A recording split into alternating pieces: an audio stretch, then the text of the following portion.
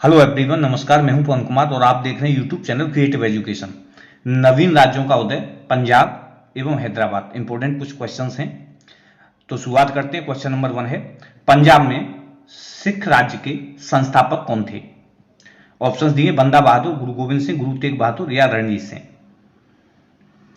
तो इसका right answer है ऑप्शन डी, रणजीत सिंह।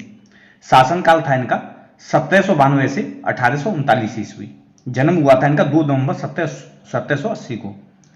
ये सूकर चकिया मिसल के प्रमुख महासिंह के पुत्र थे और 12 वर्ष की आयु में ये सूकर चकिया मिसल के प्रमुख बने थे। तो राइट आंसर है ऑप्शन डी, रणजीत सिंह। ये सिख राज्य के पंजाब में संस्थापक थे। नेक्स्ट क्वेश्चन है, सैनिक संगठन खालसा दल की स्थापना किसने की थी? गुरु गोविंद सिंह, कपूर सिंह, महासिंह या रणजीत सिंह। तो इसका राइट आंसर है ऑप्शन बी, कपूर सिंह। खालसा पंथ और खालसा दल दोनों अलग अलग हैं। खालसा पंथ की स्थापना गुरु गोविंद सिंह ने की थी, धर्म से रिलेटेड है। और खालसा दल की जो स्थापना की थी, सैनिक संगठन था, इसकी स्थापना की थी कपूर सिंह। और इस खालसा दल का जो एक तरीके से जो इनका सेना नायक जो नियुक्त किया गया था वो था जस्सा सिंह अहलूवालिया, उनको नियुक्त किया गया था। और स्थापना किसने की थी? कपूर सिंह। तो राइट आंसर है option B, Kapoor Singh. Next question है, रणजीत सिंह ने किस स्थान पर अधिकार करने के बाद महाराजा की उपाधि धारण की? लाहौर, अमृतसर, कांगड़ा या मालवा। तो इसका राइट आंसर है ऑप्शन ए, लाहौर। महाराजा रणजीत सिंह ने लाहौर पर अधिकार करने के उपरांत महाराजा की उपाधि या राजा की उपाधि धारण की थी। लाहौर पर अधिकार करने की अनुमति जमान शाह ने दी थी। सबसे पहले जमान शाह ने, यह अफगानिस्तान का शासक था, इसने पंजाब पर आक्रमण किया, लेकिन आंतरिक अशांति के कारण इसको अफगानिस्तान वापस लौटना पड़ा था। इसके बाद 1797 ईस्वी में जमान शाह ने सिखों पर दोबारा आक्रमण किया। इस सेवा के बदले में जमान शाह ने रणजीत सिंह को लाहौर पर अधिकार करने की अनुमति दे दी थी और जमान शाह ने ही इनको राजा की उपाधि दी और लाहौर का अपना सूबेदार मान लिया था। तो राइट आंसर है ऑप्शन ए, लाहौर। ये पंजाब की राजनीतिक राजधानी थी, लाहौर। नेक्स्ट क्वेश्चन है, रणजीत सिंह को किस विजय अभियान के फलस्वरूप जमजमा नामक तोप की प्राप्ति हुई थी? लाहौर विजय, अमृतसर विजय, कांगड़ा विजय, मालवा विजय। तो इसका राइट आंसर है ऑप्शन बी, अमृतसर विजय। अमृतसर विजय अभियान के उपरांत ही रणजीत सिंह को जमजमा नाम के तोप की प्राप्ति हुई थी। ये पंजाब की धार्मिक राजधानी थी। लाहौर है वो राजनीतिक राजधानी और अमृतसर पंजाब की धार्मिक राजधानी। ये भंगी मिसल से इन्होंने छीना था अमृतसर को 1805 ईस्वी में रणजीत सिंह ने। तो राइट आंसर है ऑप्शन बी, अमृतसर विजय। नेक्स्ट क्वेश्चन है, रणजीत सिंह ने किस मिसल से लाहौर पंजाब की धार्मिक राजनीतिक राजधानी और अमृतसर पंजाब की धार्मिक राजधानी छीनी? तो अब ये भी बताया था, ये रणजीत सिंह ने भंगी मिसल से छीना था इनको। राइट आंसर है ऑप्शन ए, भंगी मिसल से। 1805 ईस्वी में रणजीत सिंह ने अमृतसर को भंगी मिसल से छीन लिया। इस तरह पंजाब की राजनीतिक राजधानी लाहौर व धार्मिक राजधानी अमृतसर दोनों उसके अधीन हो गई थी। नेक्स्ट क्वेश्चन है, रणजीत सिंह एवं अंग्रेजों के बीच हुए अमृतसर की संधि 1809 ईस्वी में किस नदी को दोनों के राज्य क्षेत्र की बीच की सीमा निर्धारित किया गया था? सिंधु, रावी, झेलम, सतलज। तो इसका right answer option D, Sutlej. Sutlej नदी को दोनों के राज्य क्षेत्र की सीमा निर्धारित किया गया था। 1808 ईस्वी में रणजीत सिंह ने सतलज नदी को पार किया और फरीदकोट, मालेरकोटला और माला को जीत लिया। किंतु 1809 की जो ये संधि, अमृतसर की संधि द्वारा सतलज नदी के पार के प्रदेशों पर रणजीत सिंह ने अंग्रेजों के अधिकार को स्वीकार कर लिया था। इस अधिकार के फलस्वरूप महाराजा रणजीत सिंह को लाभ भी हुआ था, हानि भी हुई थी और अंग्रेजों को भी लाभ हुआ था, क्योंकि उन्होंने महाराजा रणजीत सिंह को अपने राज्यों की तरफ यानी सतलज नदी के उधर के पार की तरफ बढ़ने से रोक दिया था। तो राइट आंसर है ऑप्शन डी, सतलज। रणजीत सिंह ने अपने राज्य प्रशासन, विशेषतः सैन्य प्रशासन में विभिन्न विदेशियों को भर्ती किया जिसमें शामिल थे बंतुरा, आलार्ड, कोटेम, गार्डनर, एविटेबल। ऑप्शंस दिए हैं, क्या ये सभी विकल्प सही हैं या फिर इनमें से कौन सा सही है? तो रणजीत सिंह ने, ऑप्शन बता देते हैं, चारों ही सही हैं। बंतुरा, आलार्ड, कोटेम, गार्डनर और एविटेबल, ये कौन थे? ये विदेशी थे। रणजीत सिंह ने अपनी सेना को अत्यधिक आधुनिक ढंग से सुसज्जित करने का एक योजना बनाई थी और इसी के अंतर्गत इन्होंने इन सबको अपनी सेना में शामिल किया था, चाहे वो पोर्टुगीज से ही, चाहे वो फ्रांसीसी से ही, जहां पर जिसकी जरूरत थी उन्होंने सबको अपनी सेना में शामिल किया, जिससे वो अपने शत्रुओं से टक्कर ले सकें और अपने राज्य की सुरक्षा कर सकें। तो उन्होंने बंतुरा, आलार्ड, कोटेम, गार्डनर और एविटेबल इन सबको अपनी सेना में शामिल किया। प्रथम अंग्रेज सिख युद्ध 1845 से 46 एवं द्वितीय अंग्रेज सिख युद्ध 1848 से 49 के समय पंजाब राज्य का शासक कौन था? खड़क सिंह, नौनिहाल सिंह, शेर सिंह या दिलीप सिंह? तो इसका राइट आंसर है ऑप्शन डी, दिलीप सिंह।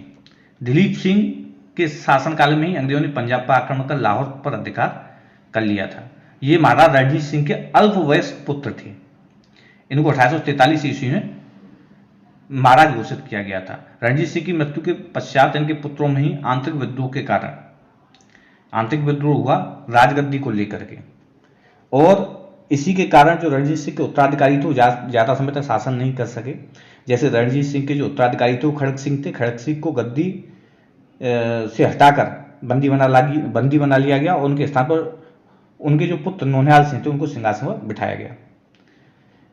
तो नौनिहाल सिंह के दरबार में डोगरा बंधुओं गुलाब सिंह, ध्यान सिंह और सुचेत सिंह के प्रभाव को समाप्त करना चाहता था, क्योंकि वो शेर सिंह के समर्थक थे। कौन? नौनिहाल सिंह।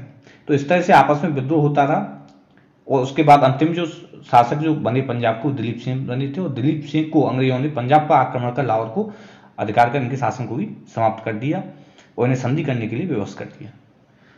तो प्रथम अंग्रेज सिख युद्ध एवं द्वितीय अंग्रेज सिख युद्ध के समय पंजाब राज्य का शासक कौन था?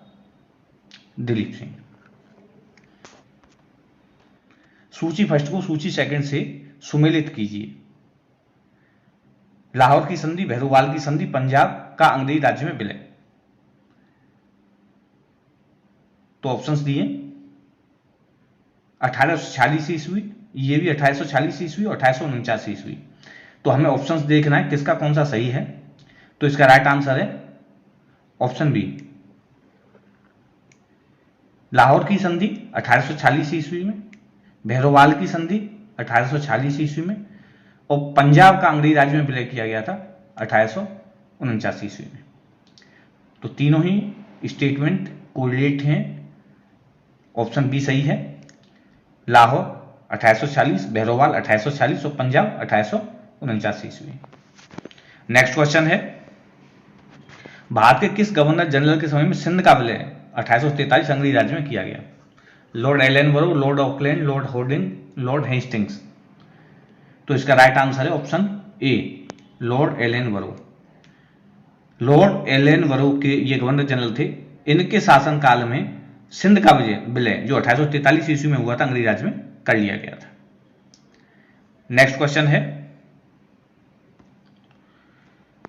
सिंध विजय का श्रेय किसे दिया जाता है? मैकाले, अलेक्जेंडर वंश, आउड्रम, सर चार्ल्स नेपियर? तो इसका राइट आंसर है option D, sir Charles Napier. इनको सिंध विजय का श्रेय दिया जाता है। कुछ और इंपोर्टेंट क्वेश्चंस हैं। बेलेस्ली की सहायक संधि स्वीकार करने वाले राज्यों को काल क्रमानुसार सजाना, ये क्वेश्चन था तो एक इंपोर्टेंट दिखा तो इसलिए इसमें शामिल कर दिया। राज्य दिए हुए हैदराबाद, मैसूर, तंजौर, अवध और पूना के पेशवा, यानी किसने सबसे पहले सहायक संधि को स्वीकार किया था?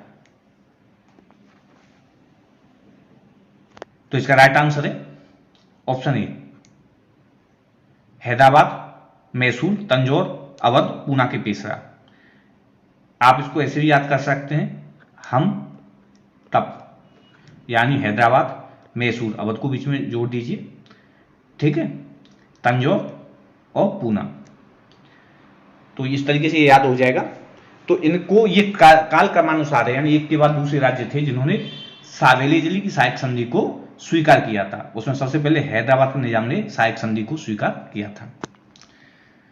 तो option is right. Next question है, सूची फर्स्ट को सूची सेकंड से सुमेलित कीजिए। अमृतसर की संधि, रोपड़ की संधि और त्रिपक्षी संधि ये दिया हुआ है। अमृतसर की जो संधि है वो 1809 में हुई, रोपड़ की संधि 1831 में हुई और त्रिपक्षी संधि 1836 ईस्वी में हुई। तो ये किस किस गवर्नर जनरल के शासनकाल में हुई? Lord Minto, William Bentinck, Lord Auckland और सासोजा। तो अमृतसर की जो संधि हुई थी वो लॉर्ड मिंटो के शासनकाल में हुई थी, रोपड़ की संधि हुई थी वो विलियम के शासनकाल में हुई थी और त्रिपक्षी संधि 1836 वो लॉर्ड ऑकलैंड और सासोजा के समय हुई थी। तो इसका जो राइट आंसर है वो है ऑप्शन ए। अमृतसर की संधि 1809 लॉर्ड मिंटो के समय हुई थी, रोपड़ की संधि विलियम बेंटिंग के समय हुई थी 1831 में और लॉर्ड ऑकलैंड व सासोजा के समय त्रिपक्षी संधि 1836 हुई थी। तो राइट आंसर है ऑप्शन ए। रणजीत सिंह के बारे में प्रमुख तथ्य हैं, कुछ फैक्ट्स हैं इंपोर्टेंट, वो जान लेते हैं। रणजीत सिंह सूकत चकिया मिसल के प्रमुख मासिंह के पुत्र थे। ठीक है, 1809 ईस्वी में अहमद शाह अब्दाली के पुत्र सासोजा ने रणजीत सिंह को प्रसिद्ध कोहिनूर हीरा दिया जिसे नादिर शाह ने भारत से लूटा था। किसने दिया था? अहमद शाह अब्दाली के पुत्र सासोजा ने दिया था। रणजीत सिंह भारत के प्रथम शासक थे जिन्होंने अंग्रेजों की सहायक संधि स्वीकार नहीं की और ब्रिटिश प्रभुसत्ता के सम्मुख समर्पण नहीं किया था। इसके अलावा फ्रांसीसी यात्री विक्टर जाकमा ने रणजीत सिंह की तुलना नेपोलियन बोनापार्ट से की थी। तो ये तो कुछ इंपोर्टेंट फैक्ट्स रणजीत सिंह के बारे में। अब हैदराबाद से संबंधित कुछ इंपोर्टेंट क्वेश्चंस हैं। हैदराबाद में स्वतंत्र राज्य की स्थापना किसने की थी? हैदराबाद में स्वतंत्र राज्य की स्थापना किसने की थी? चिनक्लिस खान, अजमत या सादुतुल्लाह खान, मोहम्मद अली। तो राइट आंसर है ऑप्शन ए, चिनक्लिस खान। हैदराबाद में स्वतंत्र राज्य की स्थापना दक्षिण के सूबेदार चिनक्लिस खान निजामुल मुल्क, इनको एक उपाधि दी गई थी, ने की थी। मोहम्मद शाह ने चिनक्लिस खान को दक्कन का वायसराय नियुक्त किया था और इसे आसफ जाह की उपाधि भी दी थी। तो राइट आंसर था ऑप्शन ए, चिनक्लिस खान। भारतीय राज्यों में वह कौन सा प्रथम राज्य था जिसने वेली अली की सहायक संधि को स्वीकार कर लिया था?